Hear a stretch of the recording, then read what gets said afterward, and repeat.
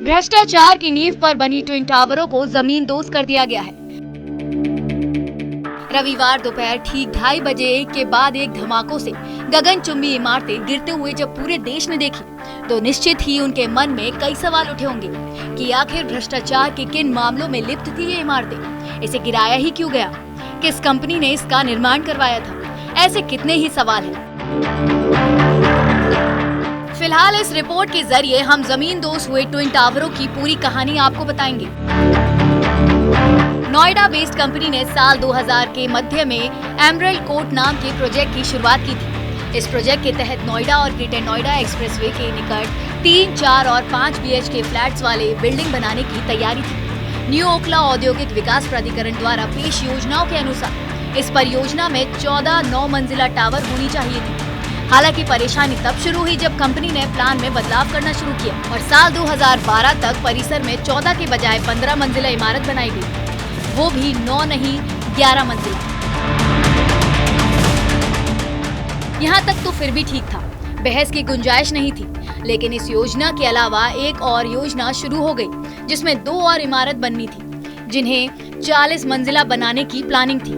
ऐसे में कंपनी और स्थानीय लोगों के बीच कानूनी लड़ाई शुरू हो गई। सुपरटेक ने टावर 1 के सामने ग्रीन एरिया बनाने का वादा किया था, लेकिन अब उस प्लान में कंपनी ने बदलाव कर ग्रीन एरिया में 2 टावरों के निर्माण का फैसला किया और ये 2 टावर थे सिएन और एपेक्स, जिन्हें ट्विन टावर्स कहा गया। साल 2012 में कंपनी ने प्लान में फिर बदलाव किया और उस समय के मुताबिक एमरल्ड कोर्ट एक परियोजना थी जिसमें 11 मंजिलों के 15 टावर शामिल थे। साथ ही सेन और एपेक्स की ऊंचाई 24 मंजिलों से 40 मंजिलों तक बढ़ा दी गई।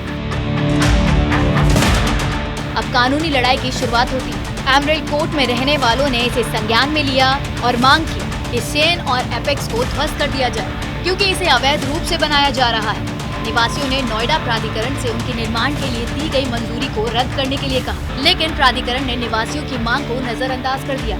बाद में स्थानीय लोगों ने हाई कोर्ट का दरवाजा खटखटाया, जहां हाई कोर्ट ने आदेश दिया कि दोनों इमारतों को ध्वस्त किया जाए। कंपनी को ये फैसला नागवार गुजरा।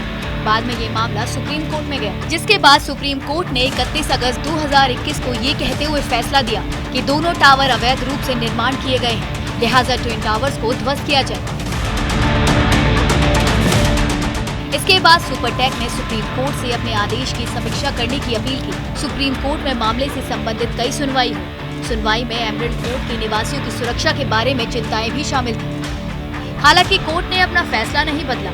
अब आज इन 2 इमारतों को जमींदोज कर दिया गया है। दिल्ली के कुतुब मीनार से भी ऊंची 100 मीटर की इन इमारतों को गिराने के लिए 3700 किलोग्राम से अधिक विस्फोटक का इस्तेमाल किया गया था। मीडिया रिपोर्ट्स के मुताबिक ट्विन टावर्स को बनाने में 250 से 300 करोड़ के बीच खर्च हुआ था। वहीं कुछ अन्य रिपोर्ट्स की माने तो इसे बनाने में 400 करोड़ रुपए का खर्चा भी बताया गया। इसके गिरने के पीछे का तर्क ये भी है कि 2 टावरों के बीच की दूरी करीब 9 मीटर की है, जबकि कम से कम 16 मीटर होनी चाहिए थी। टावरों की ऊंचाई बढ़ रही थी तो अन्य टावर में रहने वाले लोगों की मुश्किलें भी बढ़ने लगी। हवा का बहाव रुका, बढ़ते फ्लोर के कारण प्राइवेसी की समस्या आई। रेजिडेंट्स ने रेजिडेंशियल वेलफेयर सोसाइटी की बैठक में ट्विन टावर की बढ़ती लंबाई का मुद्दा उठाना शुरू हुआ और बाद में कानूनी लड़ाई के जरिए इन्हें ध्वस्त किया गया।